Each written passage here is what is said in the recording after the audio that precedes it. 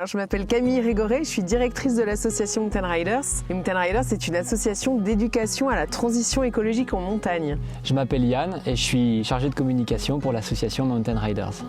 On a eu 20 ans l'année dernière et depuis 20 ans, on accompagne tous les publics, les jeunes, les professionnels et les citoyens à engager des actions de transition dans leur pratique de la montagne. Notre action fondatrice, c'est un programme national de réduction des déchets à la source en montagne qui s'appelle Montagne Zéro Déchet. La campagne Montagne Zéro Déchet vise à atteindre le zéro déchet sauvage en montagne à l'horizon 2030 et pour ça, on organise avec les acteurs du territoire et le grand public des opérations de ramassage de déchets en montagne pour les réduire à la source et les caractériser, c'est-à-dire les comprendre, savoir d'où ils viennent et comment on peut les réduire à la source. Et puis de ces projets, de cette action fondatrice est né un gros projet aujourd'hui qui s'appelle le Flocon Vert, qui est un outil qui nous permet d'accompagner les destinations de montagne dans leur démarche de progrès et d'amélioration continue dans le développement d'une transition écologique. Et ce flocon vert, il a deux intentions, à la fois aider ces destinations touristiques de montagne à vraiment prendre en main les enjeux climatiques et les enjeux sociaux aussi économiques, mais il a aussi l'objectif d'informer les citoyens, le grand public, de permettre des choix plus responsables que d'autres.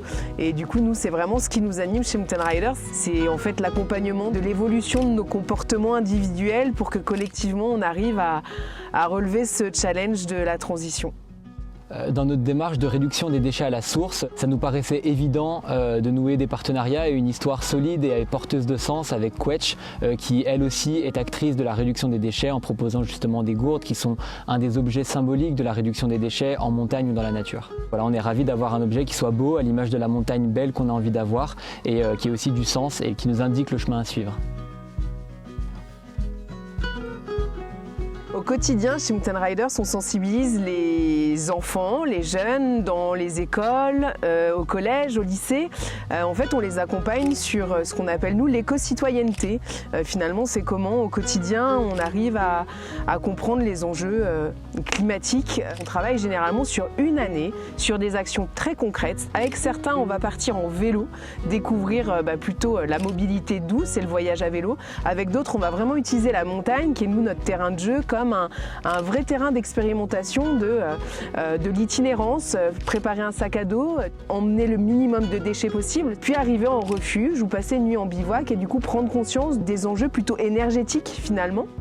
Mon rêve vraiment ultime, ça serait que la montagne devienne un vrai lieu pédagogique où tous les acteurs assument pleinement que la montagne va être le lieu en Europe où on va comprendre, on va vivre les évolutions climatiques. Ma vision de la montagne de demain, c'est une montagne qui est aussi pour les habitants et par les habitants, c'est-à-dire qui vit à l'année, qui n'est plus uniquement un lieu de consommation, mais un lieu de vie, un lieu qui soit aussi décarboné, c'est-à-dire qu'on puisse se déplacer autrement, qu'on puisse consommer autrement et qu'on puisse imaginer d'autres activités.